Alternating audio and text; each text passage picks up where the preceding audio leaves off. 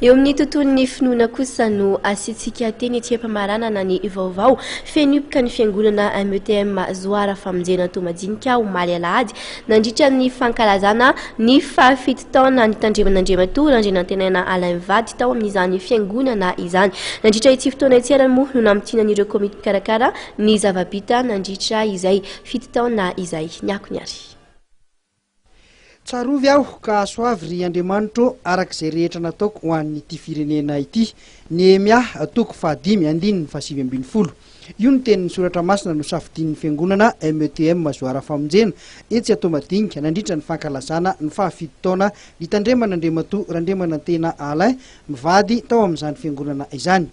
Fenopoka ny fiangonana omaly alahady tamin'ny miara-mibavaka tsy mora fa lalatsaratra no diavina nandritra izay fito taona ny arahana izay ireo komity mpikarakara ka dia hazo fijaliana no fahatsiarovana nomen'ny fiangonana ny mpitandrina ny Vady.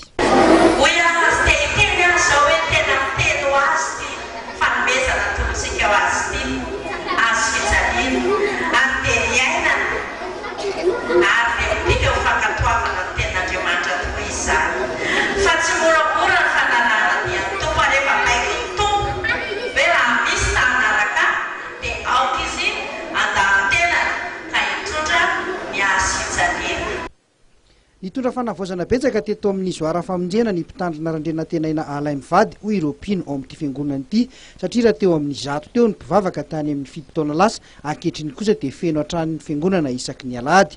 Ankoatran'izay dia betsaka ihany koa ny zava-bita teo amin'ny fanavozana ny fiangonana, nosoloina manontolo ny tafo, vita ny varavarankely, nasipanamboarana ny altara, vita karo manontolo ny ambanin'ny fiangonana ary isan'ny tsangam-bato lehibe nahavitana ny sekoly fitahiana hitsinjovana ireo ankizy sahirana.